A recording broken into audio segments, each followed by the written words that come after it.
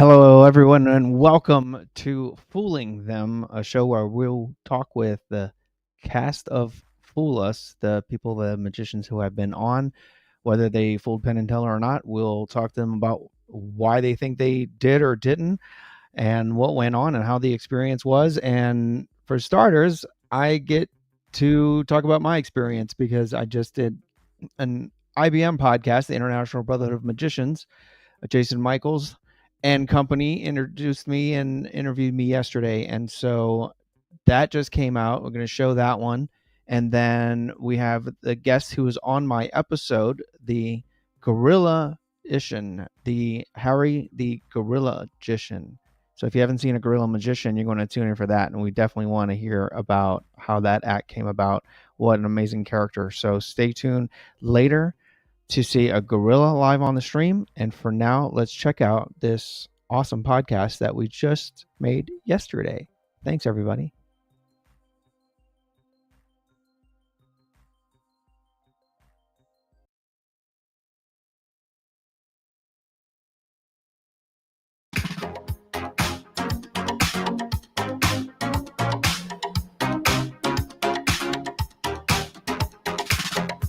All right, welcome everybody. Welcome back to the IBM International Brotherhood of Magicians official podcast. I'm Jason Michaels, your host. Followed by. I don't think followed by is the right word. Joined by my co-hosts Ben Young and Scott Cantrell. Hello, gentlemen. How are you?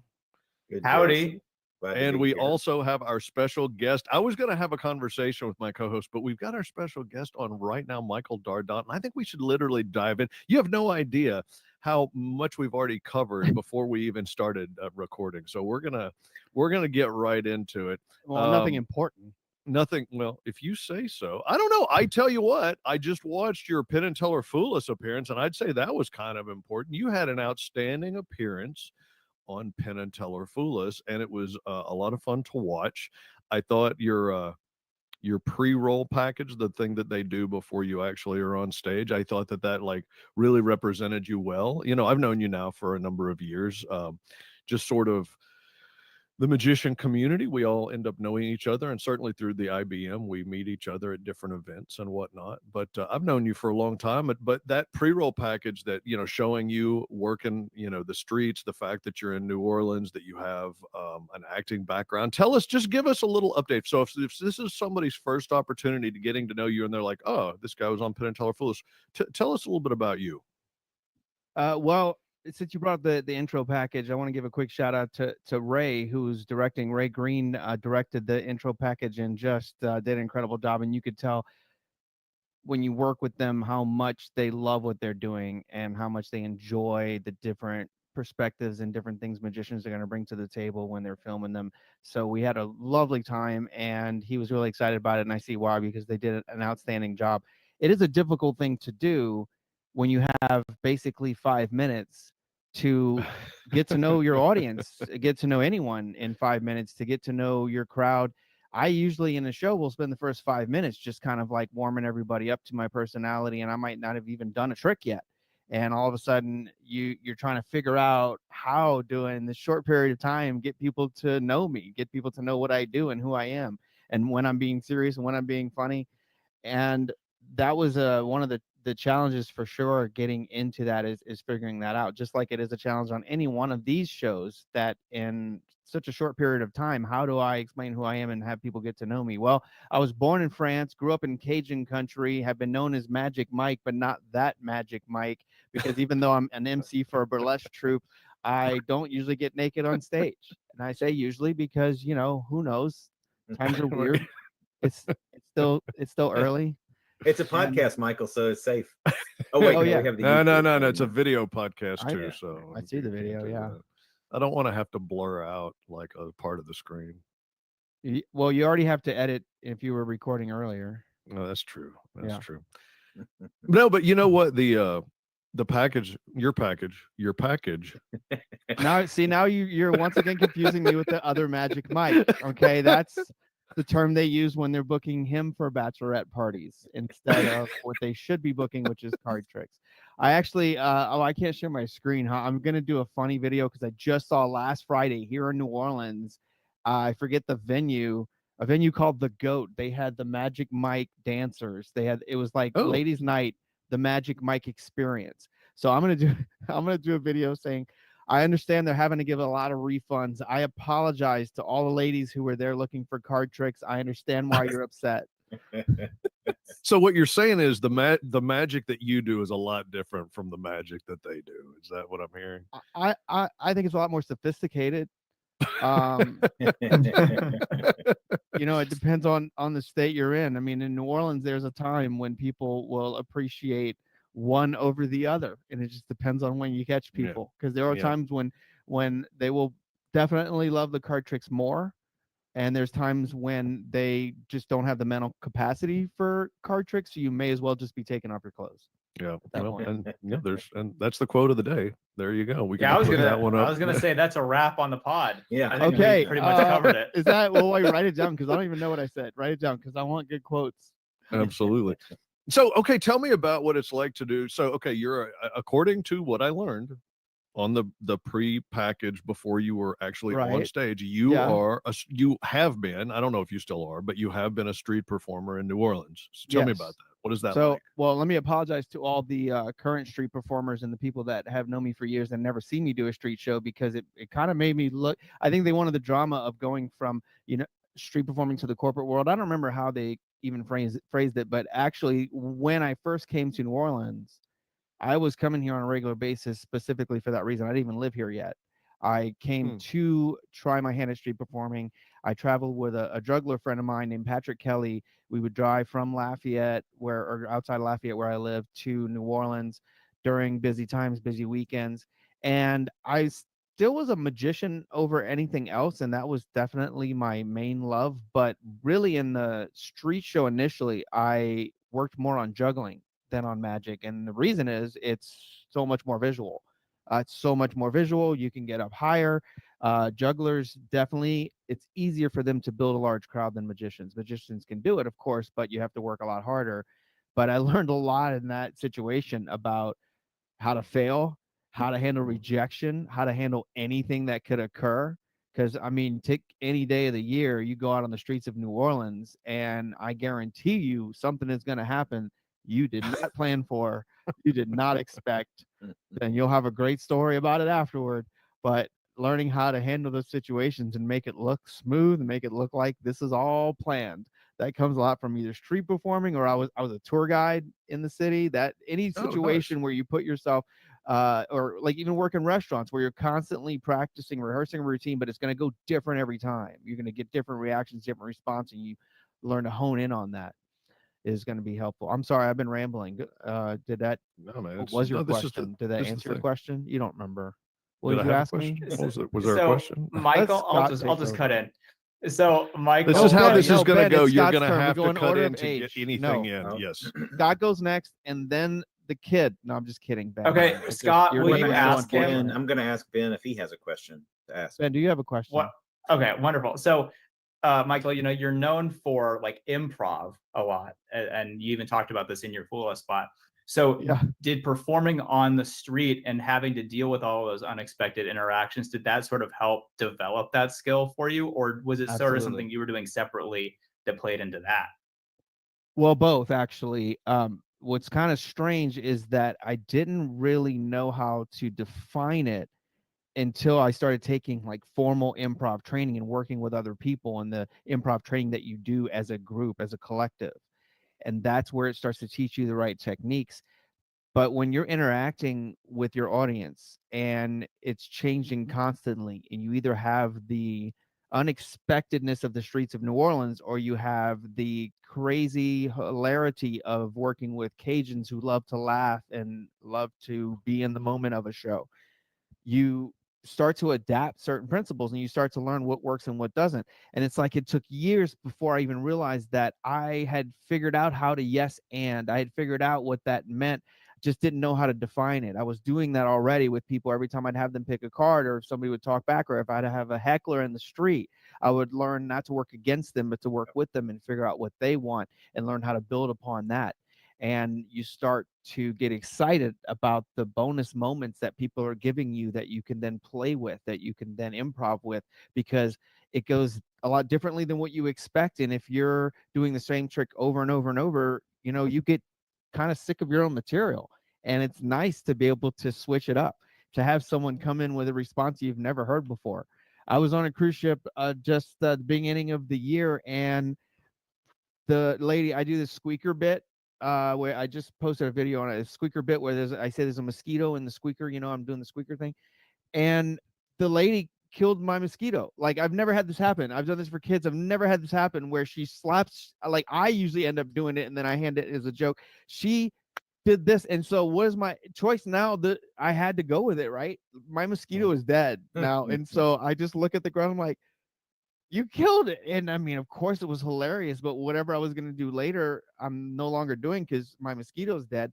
But at the same time, I'm like, this is an unbelievable situation that I can't believe this has never happened. And this lady's hilarious because she decided that was her yes anding me of like, oh, there's a mosquito. Yes, and I will kill it. Which, you know, that's how it went.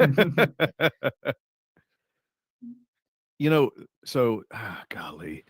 So tell me how much of when you're doing a routine or when you're coming up with something and then you put it out into the real world, how much of what you're doing is scripted? Because obviously the improvisation allows you to go in a lot of different directions. But I am a pretty relatively scripted performer, and one of my weaknesses is that when things happen that are just wildly out of what I was expecting, I don't go with it as well as some people do it. And I've seen you do it. I saw you I've seen you in numerous occasions, and you are brilliant at it. So how much is actually scripted and how much do you just want to go off the rails? And I say off the rails in a fun way. Well, we've seen what happens when you go off script as things pertains to the rating of the show. It's like, oh, all of a sudden we were G-rated, but something happened. So it sort of becomes a crutch in a way, because there are times when I should stick to the script, but I'm gonna have a lot more fun if I don't. And there are also times that I should be better rehearsed and I should know the script better, but I know I can get away with it, and so I don't. And when you really become focused on improv and you're enjoying it, you have to remember that sticking to your script or knowing your script is the best way to be able to maneuver away from it. Forget how I said it. I was doing a seminar for Jeff McBride at the IBM convention, actually, it was for the Lance Burton Teen seminar. And he'll probably remember because he remembers everything about it. He quoted me. He's like, that is a beautiful quote. And I was like, what was it? Because I need quotes. But basically I said, you have to know your script before you can veer away from it. So like, it is very important to write, to be scripted, and to figure that out, to know where you're going and to start figuring out your story, your timing, what is the pattern of what it is that I'm trying to achieve. And then once you really know that, you've honed in on it. Now you've got that as sort of this stable structure behind you that you can always just walk back into and go like, I know this layout. But you're able to just go outside and play in the yard and then go back in and go back to the second floor where you left off. But then you can play around a little bit and go away from it, and you still remember what that pattern is, what that structure is, so that you can still get back to it. So here I have a theory. My theory is that we all script, but if you do enough shows, because you end up saying the same stuff over and over and over again, but you may not be scripting with intention. So if you do a lot of shows, you start talking, you get used to saying something when you're doing a certain trick, and you probably just fall back into that pattern over and over again. So do you find, what do you say to somebody who says, well, I want to sound off the cuff, you know, because that's typical when people are trying to get away from actually writing a script. What they're saying is, I don't want to sound like a bad performer, or I don't want to sound like an overly scripted bad actor, because overly scripted bad actors are people who make it sound like they're actually, you know, reciting from a script. But somebody who's an actual in the moment performer who does have a script doesn't necessarily sound like they have a script. What do you say? What do you say to that? Well, I've been there, and I think a lot of magicians have that habit of figuring out along the way and knowing there's certain things I have to say because it goes with the pattern of the effect, it goes with the moves, and then the in-between stuff I'll just kind of figure out. And I've just been kind of saying the same thing for years. But that doesn't mean that it's a good idea, just because the fact that so many of us do it and we get away with it. we kind of rely on the tricks as a crutch in a sense, because the effect's going to blow them away. So this showmanship and the quality of what's leading up to that effect may not be there, and you won't notice it until you like watch yourself on video and start taking notes and start paying really attention and start actually scripting what it is that you say, and realize that this big chunk I don't even need. This here could be phrased better. This here I was rambling because I didn't actually have anything set there. I could have responded better to this audience member, but I wasn't even in that train of thought. I wasn't really focused on her, so couldn't really, yes and the situation. And so you start to realize in that moment, because when you create a beautiful effect, you could kind of be the worst showman in the world, but the effect itself is brilliant and people freak out over it. So you leave thinking, I'm the best, I'm amazing, I'm a superhero. But in fact, just because of what you learned and what you did, you ended in that moment, which is wonderful, because we all know it's easy to go from wizard to idiot in no time, right? So if you ended as a wizard, that's great, but you may have been an idiot up until that point, and they're like, who is this idiot? Wait, that was cool. So we shouldn't just rely on that. We should make sure that we are projecting what we want the entire time, and that's going to come from a little bit more work of scripting and not just relying on I know the trick, so I'm going to get myself through it. Well, and two comments to that real quick. One, what you're saying about showmanship versus the quality of the effect, and we depend on the quality of the effect to carry the day. That is precisely why I do such weak magic. It's so that I can test my showmanship abilities. Are they still going to like me? And be no. Although there is an interesting lesson there. We might take that to the next ring meeting, Jason. And give it a try. Yeah, let's find the weakest mat. Bring a weak trick and see if you can still be entertaining with it. Actually, it's an interesting technique. But my real question, Jason, you alluded to this. Michael, you certainly alluded to this. And Michael, I had the privilege of interviewing you for the Pittsburgh Papers project we were doing for the IBM a couple years ago, when you were emceeing there, and we talked a lot about improvisation. It's very clear. In terms of your flight time, it's very clear just watching you on Fool Us, but watching you anytime, of how comfortable you are on stage, or at least how comfortable you appear on stage. And I can only assume in part that is because nothing can surprise you even anymore, and you're prepared for all of it. Doesn't mean you've thought about every contingency. It just means with confidence that whatever I get thrown at me, I can do something with it. Talk about sharpening that skill set. I mean, I guess, is flight time the only way to do it? Are there techniques to practice without being in front of a live audience and without working with a safety net, so to speak? And then the other piece I wanted you to touch on is being in the moment, because I think that's so often, and I'm guilty of this too, we will get stuck in that rote sort of recitation of our script, and be thinking about other things while we're performing, and we lose the moment, and we forget someone's name or whatever it may be. But maybe talk about those two aspects of your skill set from an improv standpoint. Absolutely, and I'm glad you mentioned the weaker magic thing, because you say it's a joke, but the fact is we've all seen situations where someone might have the weaker effect, but because they were overall a better showman, perhaps they won the competition, or they won the respect, or they fooled Penn and Teller. As people rewind and watch your act over and over, of course they have a better chance of figuring it out. They have a better chance than Penn and Teller did, because they don't get to rewind. They get to just see it one time. And if the showmanship, if the comedy, if that is the misdirection works for you, then by all means that qualifies as what you did actually worked, and that was the means to the ends. Not that, oh well, your slights aren't as good as this guy, or you could have done a better effect. That could be all true, but I sent in my competition act from way back that had so many moves, so much manipulation, so much sleight of hand. That didn't get me on the show. Yeah, I needed to focus on one particular effect that I had worked on, that I built up, and that's what actually worked.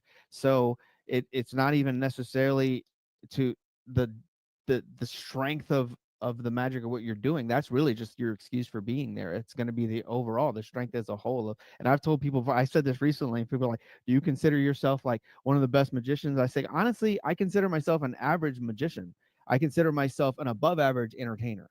Right. Because it's not just that I'm bringing so much with it to the table. And just Jason didn't ask me to do a trick, but since I had it ready here, people ask me all the time, like, when you go on these shows, like how do you measure up when there's so many magicians that have been on the show? How do you measure up? I go like this.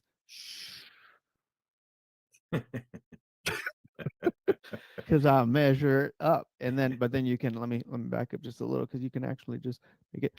Oh wait, Nate, I'm gonna do that again. Okay, I'll show you how this stuff. So you go, ta-da! That does go on camera, but see, it's a slap bracelet. Yeah. That's how I make it vanish, and all of a sudden it's an appearing bracelet and vanishing ruler trick all in one. And for the folks listening to the podcast, we hope you enjoyed those 15 seconds of dead air. Oh God, okay. So let me describe it in closed caption for you guys. The magician then pulled a ruler out of nowhere. He then proceeds to wave his hands and accidentally messes up the trick once, but then does what is known as a flick stick move. You can Google it, and the ruler vanishes. Meanwhile, mysteriously, a bracelet appears on his Nailed it. I'll catch everybody. You got it. You got it. So tell me my experience. Well, I didn't really you have finish, that's right. You have the second part of that. All right. The second part is more of, I guess, how do you hone that, create those moments, and find that confidence in that I'm going to be able to handle any situation. Exactly. Well, that's like anything else is exercise. And, people hear ideas and think that that means that they have now implemented it. And that's just not the case. You may have heard the idea of like, when you're brainstorming, there's no bad ideas. But then when you get in a brainstorm session with someone, what's the first thing that happens? Someone says something and internally you're like, oh, that's stupid. Right. And like immediately went against what the whole notion was. And that's because you didn't practice, you didn't exercise, you didn't train your brain to think that way. You didn't train your brain to go, yes, that's a great idea, and here's what I'm going to add to it so that we could build together. And so that's why a lot of these silly improv games that we do, I'm now offering improv seminars. I'm going to have my next online course starting soon. It's called Funny You Should Ask. And I've been offering to companies. So corporations, people that have nothing to do with entertainment, with theater, with comedy. My dad even asked me, he goes like, why would they benefit from improv comedy? I said, it's not that they'll benefit from improv comedy. They'll benefit from improv. They'll benefit from understanding improv, from the principles of improv, the techniques of improv, and how it applies to everyday life and everything else you're trying to achieve, and how we interact with people. Because anytime there's no script, that is improv. So by practicing these techniques and training your brain to think that way, you'll all of a sudden have these skills you didn't know you had, where you're like a ninja. You're like a witty ninja of like pulling out puns from nowhere and callbacks. And how did he think of that? Well, it's because he's been storing this information, because he's been practicing these silly games over and over with partners or on your own. And I think one of your questions is, how do you practice on your own, or how do you practice when you're not in partner training? That's a bit more difficult, but well, for most people, for us, not as much, because anytime we're interacting with any audience member, that's improv. Right. So by learning to listen to, you create active listening by listening to what your spectator says and then building on that. One simple way to start working with it is, instead of just having them write their name on the ambitious card routine, take John Allen's idea. I first saw John Allen do it, where he has them write a magic word. And so now you still have the proof that this card obviously is only one of a kind, because it has their word written, but now you have this whatever word they came up with that you can then play with along the way and start thinking of jokes and improvisations. One of the simple jokes or games that we do that's very challenging and for a lot of people kind of like stressful is called 99 blanks. You know of this one? I've heard of it. Improv game. So basically it's like the old bar joke, guy walks into a bar. So you just come up with an object, all right, and then everybody's standing in a line, and the improvisers, when they have something, they just step forward and create a joke out of nothing. Yeah. So the suggestion from the audience is any object, any word, and you're like 99 blanks walk into a bar. The bartender says, "We don't serve your kind here, and here's why." And so that's kind of how that one. So give me Ben, give me any word or object. External hard drive. All right, so 99 external hard drives walk into a bar. The bartender says, "Hey, don't you know we have a drive-through?" So there you go. So that's an example. You just like you find whatever connection you can make, and that kind of game also teaches you to fail, because that got kind of a chuckle, right? And more so just because it was that like off the top of my head, then it wasn't actually an actual good or well-written joke. so sometimes the joke just doesn't hit at all, or you just can't get out. And so you learn, and everybody can go like wah wah or and so you learn to deal with that. You learn that you can accept that a lot more when you've practiced that way. So like, I don't care if all you people boo me. I've been booed. That's nothing new. Bring me your boos. Your boos mean nothing because I've seen what makes you applaud. That's from Rick and Morty. Rick says brilliant lines from that was a Rick and Morty line. Rick says, "Your boons be nothing. I've seen what makes you applaud." So, Michael, I'm glad that you mentioned failure, because I feel like maybe that's something that holds a lot of magicians back from improving. Like, and I know that in general, like, improving doesn't have to be comedy, but I think in the context of magic, a lot of times that is what we're going for, is we're trying to be funny in the moment. Yeah. So do you think that people are scared of failing, and maybe that's part of the reason that they don't try to make the joke, they don't try to engage with the thing? And is there anything else you want to talk about related No, to that? absolutely. I think just like anyone else, there's always a fear of failure. I mean, that's why, how many magicians do you know that have never really attempted a classic force or a watch steal or something of that nature, because it's not something you can sit at home and practice in front of a mirror. It's something that you have to sort of improvise. You have to be willing to go out there and take the risk and fail 9 times out of 10 before all of a sudden you're failing only 0.01% out of 10 or whatever it is, because you've practiced it that many times and you've gotten that comfortable. And that's part of it, being comfortable with failure. And that's what I tell people in improv training, is that you just learn to accept that you slam dunk the failure. And improv comedy is great because of the fact that people know the nature of the game. So you can absolutely fail and it's still a success because you're still being entertaining, as long as you do slam dunk that failure. If I do the worst Arnold Schwarzenegger impression in the world, and we're doing a scene together, and because of what you do in the scene, you make me Arnold Schwarzenegger, or I have to all of a sudden do the voice because I'm gonna yes and you say something like, "Well, hi there, Mr. Schwarzenegger," and so that's what I got to do. Whether I do the best Arnold in the world or the worst Arnold in the world, it's gonna work. It's gonna be hilarious. I can absolutely fail at it and still have the success of an entertaining scene, as long as I commit, as long as I'm willing to fail at it, because the audience knows I have no script. That's the safety net of improv comedy, is the fact that the audience is with you along the way. They want to see what you're going to come up with, knowing that you just got thrown under the bus. There's no way you knew what was going to happen. I didn't know you were going to say hard drive, so you knew I had to just come up with something. And that's what makes that extra special, and that's what makes the moment special to people. That's why when you can recreate this in any other show, be it a magic show or anything, if you have those moments that people feel are special to them, that no one else has experienced that way and no one else will experience again, that makes their whole experience worth it. And now it's not just a theater performance, it's something that has reached out and connected with your audience. I gotta Do you be think honest. Go ahead.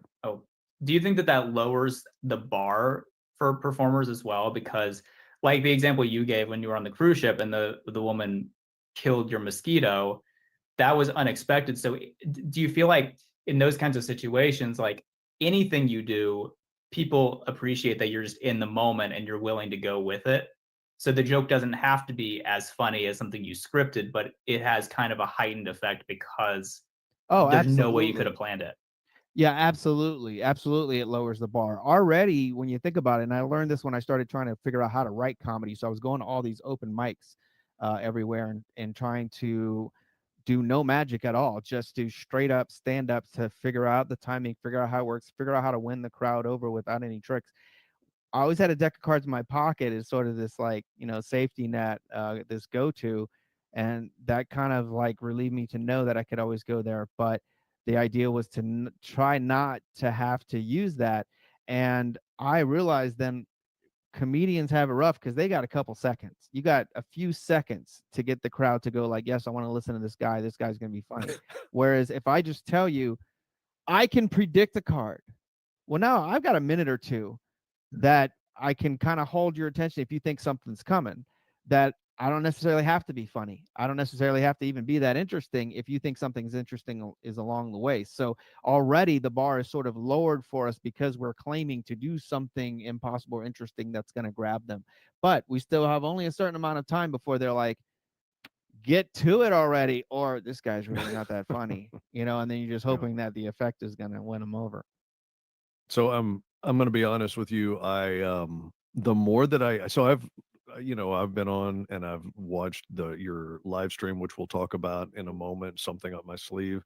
And I have heard you on other podcasts, and now talking to you here, it makes me realize, I feel like there's this giant gap in my sort of, like, I know a pretty decent amount about magic, and I know a pretty decent amount about theater, but I feel like there's this giant gap that improvisation may be one of the most important things that magicians can learn, just because of what we do.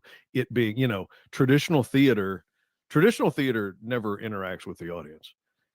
Musical theater doesn't interact with the audience. Stand-up comedy, kind of, maybe a little bit, but because of magic being an interactive type of thing, I'm sitting here and I'm shocked by how the realization that I'm hitting, and I'm realizing that improv might be one of the most important things that we can do to strengthen our skill as an entertainer. It absolutely is, and it's a shame more people haven't realized that, and I didn't realize how few magicians have really studied it until I started talking about it in my lecture, and I'd go, "Who knows the two words of improv, the mantra that we use, like one of the main rules that are two words?" And barely anybody raised their hand and could answer me. And I'm realizing, wow, people need to learn these principles, and I guess it shouldn't be surprising when you consider I always kept myself versatile. It wasn't all just about magic for me.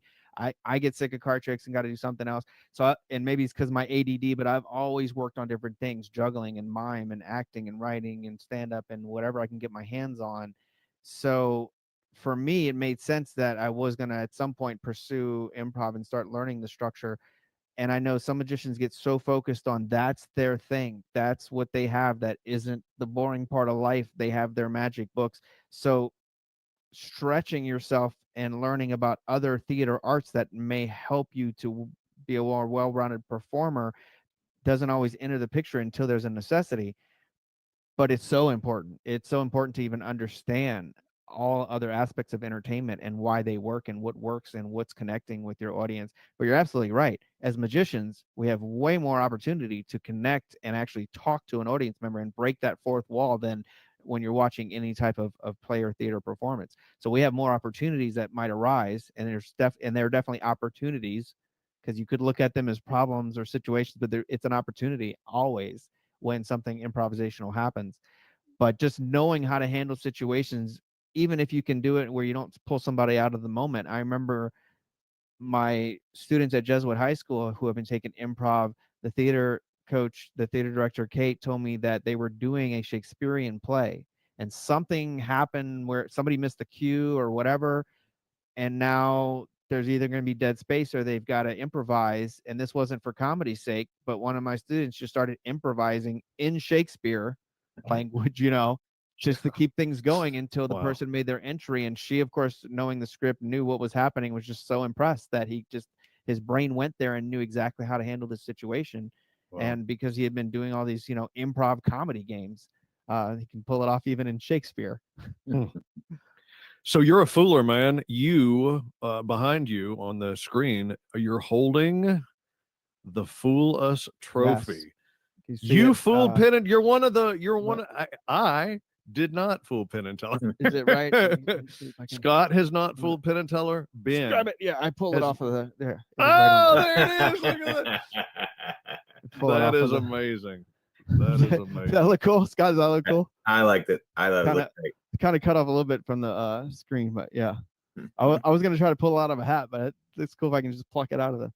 I like it. Tell us more about that experience. What was your experience like, and how shocked were you when the realization that you had fooled them?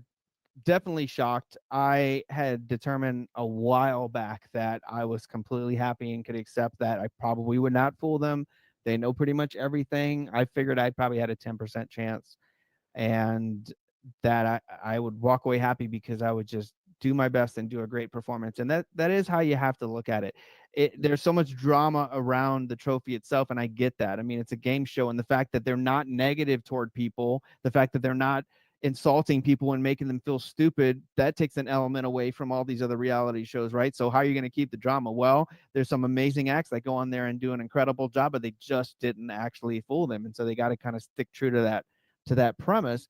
And we've been taught, we know as performers, like, we don't train to fool. I don't want someone looking at what I do as a puzzle. I want them to be so captivated and entertained that by the time they realize that they're puzzled, it's too late.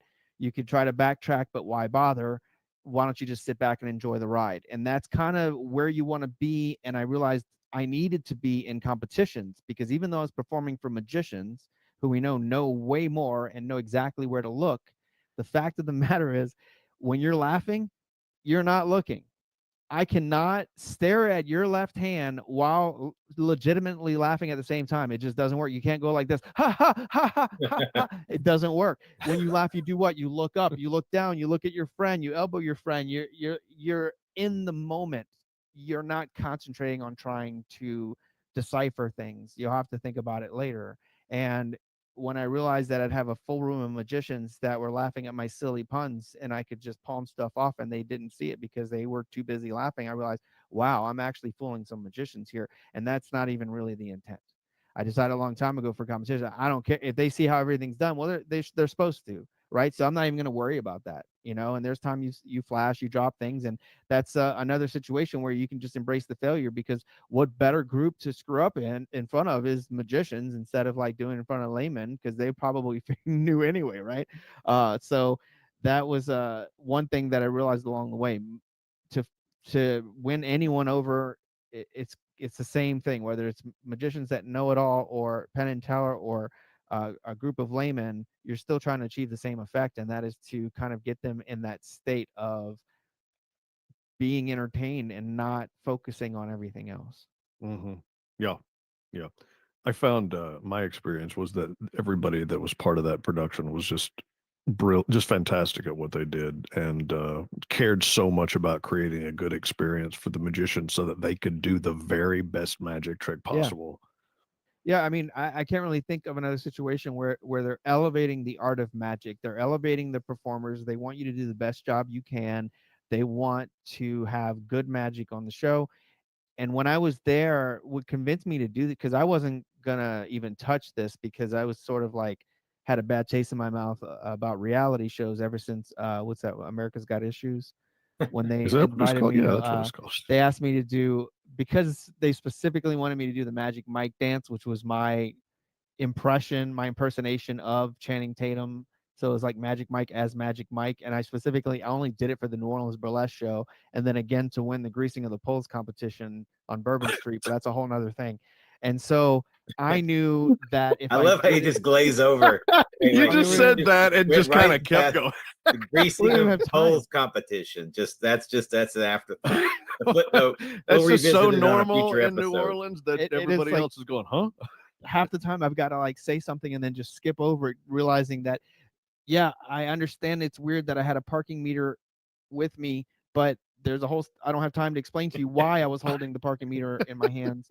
That's not the point of the story. So, but anyway, they were going to make me look like an idiot, and it was very obvious to me. And so I told them, because I had no more control. They weren't going to let me open with what I wanted to. I had to do the Magic Mike dance first. That's not what I auditioned with. Yeah. So I kind of had no plans to be on a reality show, but I got a free trip to Vegas because I went as Ed Ripley's advisor. So sometimes you can negotiate with them if you need to have other people with you, or if you have a team, if you need an advisor. And really, my only job, I just kind of stood there and I was just like, yep, looks good from this angle, and I'm done, But at one point I'm hanging out backstage, and it wasn't his act, it was beforehand, and one of like the PAs looks back at me and sees that I'm watching the monitor and says, "Are you helping with this act?" And I was like, "Oh no, I'm helping with Ed." She's like, "Could you do me a favor and wait in the green room?" And at first I was kind of like, I wanted to go like, "Don't you know who I am?" It's okay, I'm a match. And I realized I would want the same respect if it was me on stage, of not letting people just watch from any angle that have nothing to do with my routine. And she's doing her job. And I realized, wow, they've been trained to protect the art, to uplift the art, because there was no reason that I needed to watch this guy from behind the scenes, because it has nothing to do with me. I'm Ed's assistant, not his. And so she shooed me off back to the green room. And it was, and then I realized at that moment, I'm like, if anybody's gonna make that much trouble to protect magic and uplift the art, then I want to be a part of this, and then cut to 7 years later. But that's when I started sending in videos, because I was like, all right, I want to be a part of this. That's cool. That's cool. Yeah, like I said, they do a great job. Ben had a great experience with them as well. Yeah. Very good, Ben. Very good. Yep. You just say yep when I give you a cue. Hey, I'm here, man.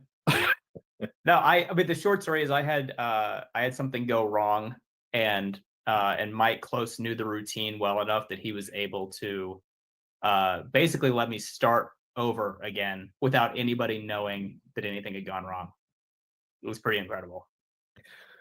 So, Michael, you have we've talked about this. We've talked about seeing you perform at multiple IBM conventions. Obviously, this is the International Brotherhood of Magicians podcast. You've been involved with the IBM for years. Since I was 13. And that's one of the reasons we wanted you on the podcast here today. You do a it's a month. Is it a monthly? It's not twice a month. You do your live stream, Something Up My Sleeve. That is a monthly show. Is that correct? It's been monthly, but the idea was to gain enough content so that when I start putting it out as a podcast, it is actually going to come out weekly. Okay, tell us all about it. I know that means I'll have to start doing a few more interviews to keep that up eventually. But we now have 3 years of content. This started pretty much toward the end of COVID. You remember there was a talk show going at the time. Harrison Greenbaum was interviewing magicians. He was doing like twice a week or something. Of course, nobody had anything going on at that point. And then when he got busy, that wasn't happening anymore, and there wasn't much online presence happening with the IBM. And so it was in a chat with Billy and Alex, who are both past presidents of the IBM. They said, he's not continuing this talk show anymore.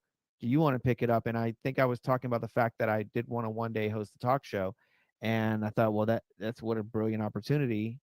That makes sense. And it's a chance to really hone in on improv skills, obviously, because another situation where you have absolutely no script, but to be able to interview some of the best magicians all over the world, right? What could be better than that? What an amazing opportunity to be that guy. And then all of a sudden, I'm sitting here talking with Lance Burton, one of my heroes since I was 13 years old, because he's on my podcast, on my talk show. And so that's called Something Up My Sleeve. And then, as you know, I asked a lot of people about their Fool Us act. We haven't had Ben yet, so we're going to have you come on as well. We had Jason before, and that footage where we're specifically talking about your performance on Fool Us, I've been organizing kind of I'd say a spin-off podcast, but really it was always the intention to start this one called Fooling Them, where essentially I'm interviewing people about that specific thing, about their act on Fool Us. And now you're looking at, they have 11 seasons of performers, so that should be plenty of content as well, because really I've only done about 10 so far. And actually I'm hoping, because tomorrow's April Fool's Day, right? So the plan is that I want to show some past ones and have some new people on as well. Mainly I'm streaming on Twitch and recording with StreamYard, but eventually it'll be on other platforms as well. So you're interviewing different magicians, and but the focus of the podcast is very much on magic, and specifically also on improv. Like, you really, I mean, that is what correct. No, I'm stating it, but I'm also asking. So correct me if I'm wrong. Initially, I was a lot more focused on improv, and the idea would be that we'd have several guests on, and then we would actually end by trying improv games. Okay. Then I realized how difficult it was to schedule people to do this kind of thing, as you know. Sure. And so having one person at a time was more feasible as far as being able to conduct the interviews. And then when I had the opportunity, I would try to keep people after for what we call the after party, and we do some improv games and then just like sort of Q&A. But that was the initial approach, was that it wasn't just about magic, and I wanted people to give me examples of when improv situations were happening in their act, and also when improv situations kind of occurred that made them rethink things along the way, or add something to the effect because of what had taken place that they weren't expecting. So, and because it had been such a factor for me as well, and helping me to be a better performer, to incorporate improv. So it's really behind the scenes talk. I kind of relate it to, in this case, a podcast version of, and a magician version of Comedians in Cars Getting Coffee. initially, right before COVID, we did a pilot episode, and it was called we had to change the name, but it's called Wizards on Wheels Getting Wasted. So we're now calling it, and we're ready to start pitching it again. Actually, I just got approval to throw it up because before my fullest episode hits on YouTube, because it's still undergoing the copyright thing, so it's not on YouTube yet. I plan to release this pilot episode that we were pitching before COVID, and then it just kind of dropped. My first guest, does anybody know? Do you want to take a guess at who my first guest is on Wizards on Wheels Getting Wasted? Just wanted to see if you might happen to have seen anything, or if you knew, think of somebody that would be very easy to see wasted. Specifically Canadians. Canadians getting wasted? I mean, I've never seen Sean wasted, but that I was gonna say, is it Farquhar? No, actually, but he was on the list of people we were trying to get for the first one. I think he wasn't around at that time, but he was definitely going to be coming up soon. And now, of course, we've done all of these via this online form. But the initial idea, and you'll see if you are able to watch the pilot episode, is that the idea was flying him into New Orleans, and we go around trying these different cocktails. Oh, that's cool. Landmarks of New Orleans. So that's kind of what it is. So it's about the magic and also the cocktails. But the whole thing was the behind the scenes talk. And I figured, if people can be that entertained and amused by comedians talking about shop while having coffee, and even if you don't understand it all, it's got to be somewhat more interesting to hear magicians talking shop. And what's more interesting than coffee? Alcohol. But that was just because, since it's a New Orleans thing, it just made sense. So that was why I titled it that, to make people think along those lines. It wasn't hard to explain what the show is about. It's like, oh, have you seen Seinfeld's thing? Well, it's just like that, except magicians. So that was the concept. But Eric LeClaire. Okay. Our first guest. Figured he's definitely a good one to bring in.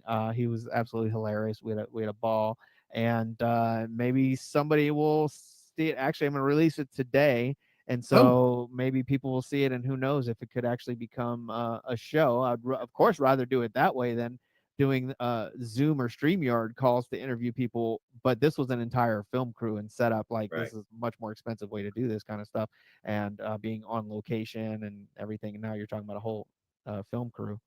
So if somebody wants to watch something up my sleeve, or Wizards getting wasted. Getting wasted. Getting wasted.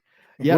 Where do they find this? My YouTube. And so the easiest way to find me on social media is actually to remember that I'm not that Magic Mike, because I was for years just Magic. I tell people Magic Mike, and you can look me up that way. Now, forget about it, because you keep running into all these ab muscles, and when you're looking for card tricks, right? So I just say not that Magic Mike. So now I've been tagging everything hashtag not that Magic Mike. But Michael Dardon is my YouTube page, so it's under my name. You'd have to, spell my name properly, and that was one of the reasons I was using Magic Mike, is because people who aren't French don't know how to spell Dardon or even how to say it. But my YouTube is michaeldardon.com. That's where that video will be, and also where I do broadcast, but it's under the live section, and then it'll be reposted later once I do edit, because I haven't edited all these episodes of Something Up My Sleeve, but you can see them in the live section of my YouTube. And then, of course, I'm very active on Twitch as well. And then, of course, the IBM Facebook page. And I think the plan was that eventually we'll have them on. I don't think they're on the website, but we were going to put them there for people to go look at back episodes on the website. They will be. But broadcast to the IBM's Facebook page. So if you're listening to this and you haven't been there, there's a lot that is offered for you to learn about magic and just learn about the community on the Facebook page as well. Excellent. As we start to wrap up, Ben, Scott, are there any other additional things you want to ask about, or any comments you want to make? Well, just a very quick, short, sharp question for Michael. Obviously, you've got the new show, Magicians on Wheels Getting Wasted. So you're working on that. What else is on the radar now? I think Two Magicians Walk Into a Bar is the working title now, that when we thought we probably would have trouble pitching it with the word wasted, or at least depending especially on when there's driving involved, that could get tricky. Well, we took care of that. We had drivers along the way. In fact, we're using very interesting modes of transportation. In New Orleans you have that ability. So we're on a streetcar, then later we're on a carriage ride. We go through the cemeteries. It's a good time. It's a good ride, and I think that maybe it'll get attention now that we're aren't in a pandemic. I forget what networks. There was a couple meetings we had with specific networks, and that's why we had to change the title. Yeah, But of course. and then then the whole world ended, so Yeah. we're now kind of revisiting True. that. So, but beside that, what's next? Well, I'm starting to book a lot of dates, and I'm trying to create sort of a tour around the dates that already exist. But I'm back at Chicago Magic Lounge in June. Oh, nice. I'm at the Magic Castle in September. Mm. And the new House of Cards, which I'm assuming you guys have heard of in Philadelphia, the brand new House of Cards. House of Magic. House of Magic. Yeah. Sorry, House of Cards is Nashville. I said it wrong. Sorry about that. Oops. Okay, rewind. Back to one, everybody. So cut from here. Sorry, Mark. I just in fact did an interview. The next one of something on my sleeve is my interview with Mark DeSouza at the House of Magic. So the brand that is place very exciting. House of Magic. Now this will be showing. This interview is me walking around with Mark, where he's just talking about the vision, because we're just seeing like the remnants of what this building used to be. Right. And then I'll go back when it's done, when the whole theater is created, to see the result, and we'll be able to see that too, and maybe have one of those, I don't know, images where it just goes across and changes. I don't know how to do it, but where you can see like the before and after kind of thing. That's cool. And that'll be December. That'll be December that I'm there at House of Magic. So that's the open to the public shows coming up. And then of course I don't have the dates yet, but back to Vegas to work the Penn and Teller show, which yeah, of course. Did you do that with anybody? I don't really know the specifics on how that works, but I've never done it. I didn't fool him, Michael. I'm not as good as you are. Oh, it's okay. I'm sorry. So it's if you it's the foolers back. Okay, yeah. right. That makes sense. Okay, sorry. I was thinking everyone else is banned for life. Right. So that should be but it should be sooner than later. So I'll put those dates out as soon as possible too. Awesome. Great to get it. Do you have any public shows coming up in the New Orleans area? Do you ever do? Are you still doing things with the burlesque troupe? What's the plan there? Yes, I am, not as frequently because I've been traveling and such, but trying to think if there was any dates coming up. Anytime you want to know what's going on in the burlesque world, you go to TrixieMinx.com. Trixie, who I work with all the time, who, by the way, when my article came out in the newspaper, I have two articles that came out in the Times-Picayune about the Fool Us. The first picture they used was a picture of me and Trixie together. This is her on the cover of New Orleans magazine. She's been on the cover of like everything. And then the one time I get an article in the paper, they use Trixie again. I was like, can I just have my own thing? Like just once? Can I please? She was cracking up. But so Trixie Minx, that's where you'd learn about any shows that I might be emceeing for her. We're already booked on a cruise next year. We do the Big Easy Cruise, which is like a music festival on a boat in January. Cool. It's on Holland America. So I do a magic show, and we do the whole burlesque show for everybody. And then we're the only non-music acts. It's all that is music. cool. It's pretty amazing. It's like 70 New Orleans bands on this boat. They call Holy it cow! They call it the Big Easy Cruise. Yeah. So there's music my gosh. constantly. All right, Ben Young, we're wrapping up. What final thoughts do you have? Oh, I enjoyed talking about improv, and I think that you have a lot of awesome insights about that. And I hope that people that are listening sort of embrace the idea of going with the flow with things that happen in their shows and just having fun with it and not being afraid to fail. That's a good way to put it. Go for the flow. Oh, and funny you should ask. That's where you can find that on my website. In improv classes, all the information will be there on my website under improv, michaeldardon.com/improv, I think it is.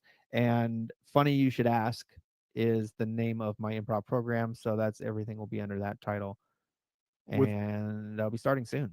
With our last few minutes, Michael, tell us, and I'm sorry, I'm literally just hitting you out of left field with this, but I thought, we got just a couple more minutes to go. The controversial part you were talking about? Yeah, no, this is not. No, that's for the next episode. I'm going to lay some things down that are going to annoy some people. Can you edit me out if I start bleeping? Yeah, don't make me do that. No, I just wanted.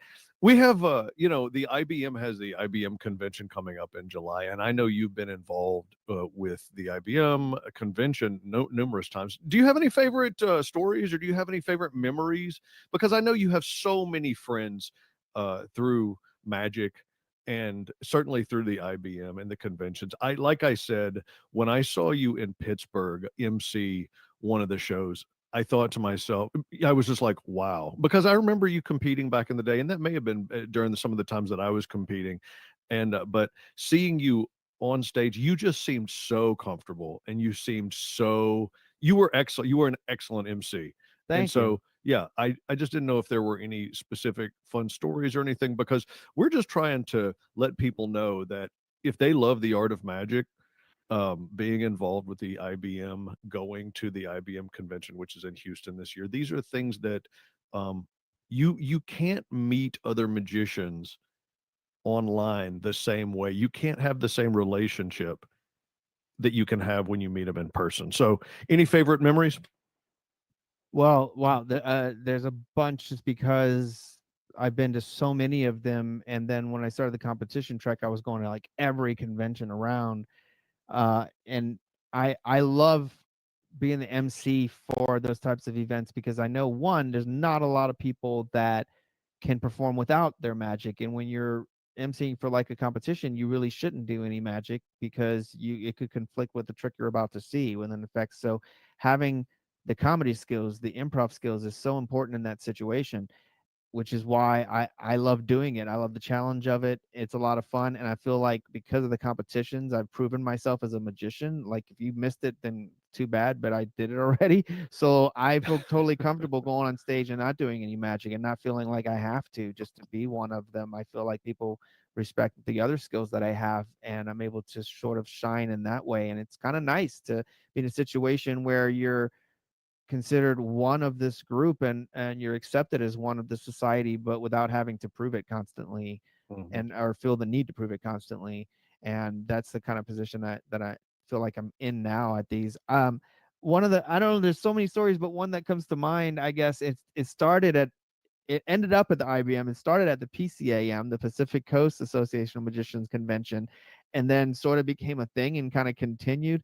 I don't know if you saw myself or anyone running around in the Flash onesie, but the way it started was, and yeah, this is the kind of funny Flash, he's camaraderie talking we about have. the superhero, DC superhero, not Flash as in Yes, oh, nothing. I didn't even think about that. So yeah, there's a different type of Flash onesie that has snaps. This is actually red with a lightning bolt because it's like if the Flash was wearing pajamas. It's awesome. Sorry. Yeah, it's good to clarify, especially since I'm in New Orleans. Probably somebody flashing me right now. So I'm sitting there, and the reason I bought this is because my luggage got lost on my way to, it wasn't it was Chilliwack, I think I want to say. Is that a word? Chilliwack, and like around the Vancouver area. It's wherever the PCAM was. Luggage gone. Go to Walmart, buy some clothes, and in the process go, what about, I'm gonna get this onesie, this Flash pajamas. Why not? And for some reason, I'm sitting there next to Chad Long, and we were watching Master Payne do a Mm. lecture, and Golly. I just leaned over and I said, "Well, do you think it'd be funny if I ran across stage in a Flash onesie and stole Master Payne's prop from him and then just took off running?" And he's like, "Do you have a Flash onesie?" And I said, "Yeah, up in my room." And he goes, "Well, then you have to." And and you talk about yes and improv, and there's certain performers that you will connect with along the way that you know how to elevate each other and how to make each other look good, and that's when you know you have something that is in the flow in the moment and no warning whatsoever. Master Payne's in the middle of, I don't know if you know his pizza routine he does. So he's got this big pizza thing. And I just run through like, and I'm doing the noise, shoo, shoo, shoo, shoo, shoo, acting like I'm going real fast, you know? And I just grab his pizza and then run off, shoo, shoo, shoo, shoo. Well, what is his choice? What is he gonna do? So he just says, "Did you guys see this sudden gust of wind?" And then, however, he had to finish the lecture. I don't know how he finished it because his That's prop is great. gone, you know, because I took off and I didn't even wait for the response. It's like you just got to be in character, be in the moment. So I just run through as fast as I can and run out. And I can sort of hear as I'm leaving, I can hear the crowd erupting and people in the hall like, what just happened?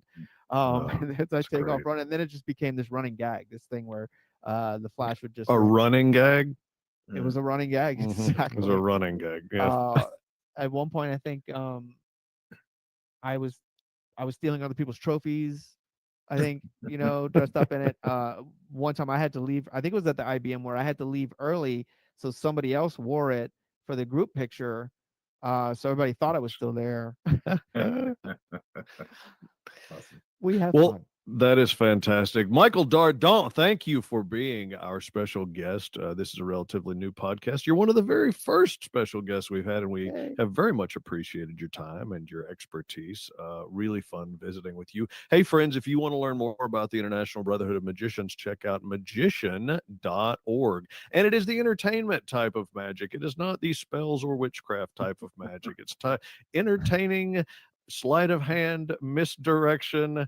I have to tell you this because every now and then Cindy in the office gets some strange emails from people. So, yeah. So if you're interested in more information about the art of magic on the entertaining kind, check out magician.org for more details about the IBM convention, which is in Houston this July.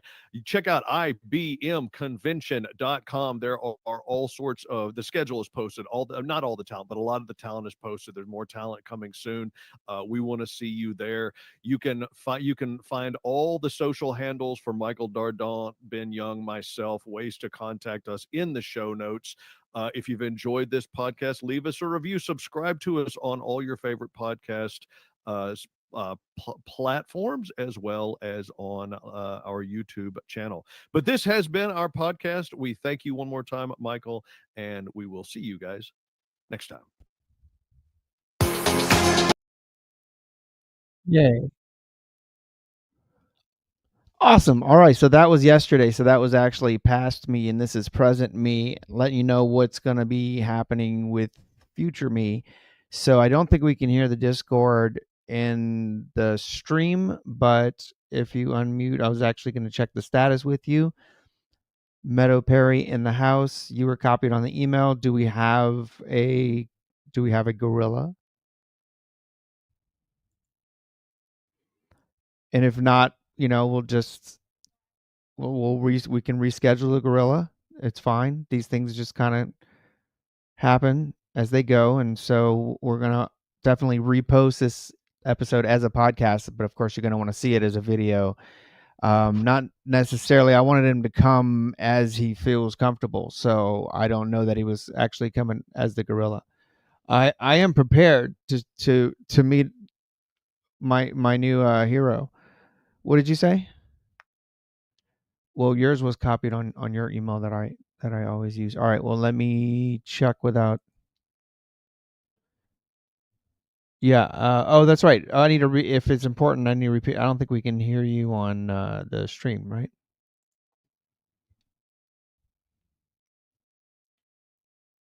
Ah. Well, that would make sense since apparently I forgot to press send. So the fact that you didn't receive the email makes perfect sense because once again, although I thought I did send the link to him twice, so we'll see if that actually maybe the first one didn't work. So we'll try it again. So maybe he didn't realize we were actually still doing it. But meanwhile, the good news to share with everyone is that I don't know when it went live or when it went public, but actually, is it public or is it unlisted? I may have to change it. I forgot. But we finally have my Foolish Act on YouTube. Took a little while because believe me, I wanted to get it out immediately. And no, okay, so I thought I still had it as unlisted, but somehow it's public. So there it is. It's there. I'm gonna go ahead and copy the link to put it here in the chat, and we'll give it a few minutes, and then if not, we'll reschedule and do the Harry the Gorillagician. The Gorillagician. How do you say it? Gorillagician, I think. So if you didn't catch it, you need to watch the entire episode. The link that I just posted is my act finally up on YouTube, but the whole episode starts with Harry the Gorillagician, and was just a riot. What a great opening. And I'm like looking back going, I hate to have to follow this. So each show has 4 performers or usually 4 performers.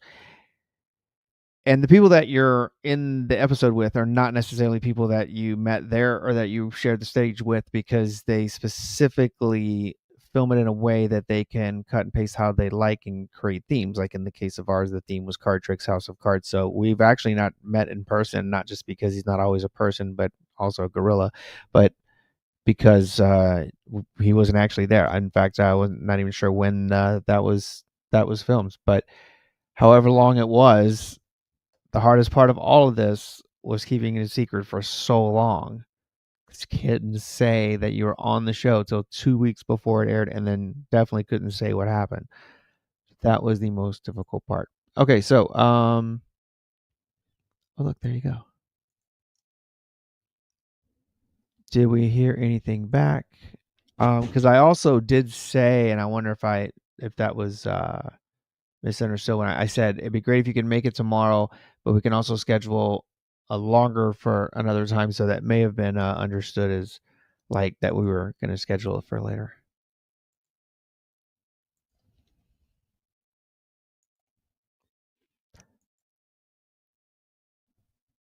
And I don't see, but that's what happens when you have everything on your plate happening at once. We'll get it together. We'll make it happen.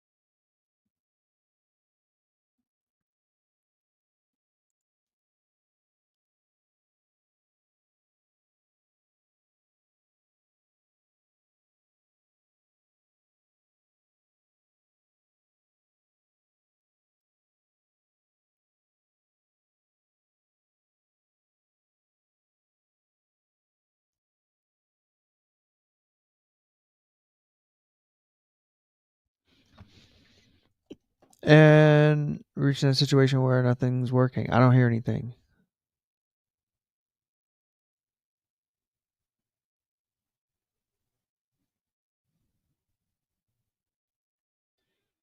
Let's see. Any mods there?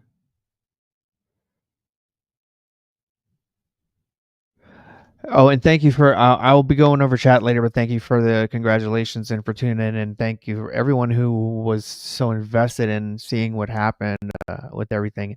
And now that it finally hits YouTube, it feels like it just got real again. In fact, we're going to be doing a lot of things to just promote it and ride the wave as long as possible, and trying to plan a return. I didn't even realize how many people that I had talked to and interviewed that we specifically talked about what my act may consist of and what I was planning. So going back over that and seeing the notes and also seeing the videos of the different auditions I've done and the rehearsals along the way is crazy. So I'm going to be going through that footage and hopefully put it together without like revealing things, so that it's, behind the scenes, somewhat entertaining kind of documentary leading up to getting to that point and what kind of cool experience it was. So we'll be doing this again soon, and we will have at some point the Gorillagician here for you. So just stay plugged in, and I'll see you soon.